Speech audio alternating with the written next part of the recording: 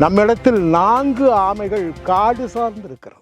சோலைக்காடுகள் என சொல்லுகிற ஒரு காட்டில் ஒரு ஆமை இருக்கிறது. அதுக்கு பேர் திருவாங்குதூர் ஆமை. ரொம்ப அழகான ஒரு ஆமை சோலைக்காடுகளுக்குள் இருக்கிறது.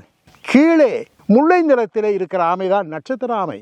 நாம் இன்னும் கொஞ்சம் கீழே போகிறோம். அங்கே பார்க்கிற ஆமைகள் நன்னீர் ஆமைகள் அல்லது ஆற்று ஆமைகள். அதுக்கு கீழே போனால் கடல், அங்கே இருப்பது கடல் ஆமைகள்.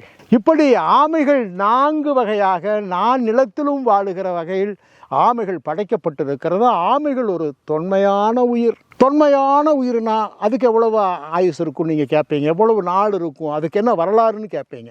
அப்படி கேட்டால் நான் சொல்வேன், டைனோசர் என சொல்லுகிற ஒரு உயிரினம், பெரிய உயிரினம் டைனோசர். டைனோசருக்கு மூத்த அண்ணன் தான் ஆமைகள்.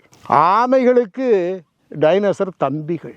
அப்போ தம்பிகள் இந்த பூமியில் இல்லாமல் போன பிறகும் அண்ணன்கள் இந்த பூமியில் நம்மோடு வாழ்ந்து கொண்டிருக்கிறார்கள். நாம் அண்ணனை தேடித்தான் இவ்வளவு நேரமும் அலைந்து கொண்டிருக்கிறோம்.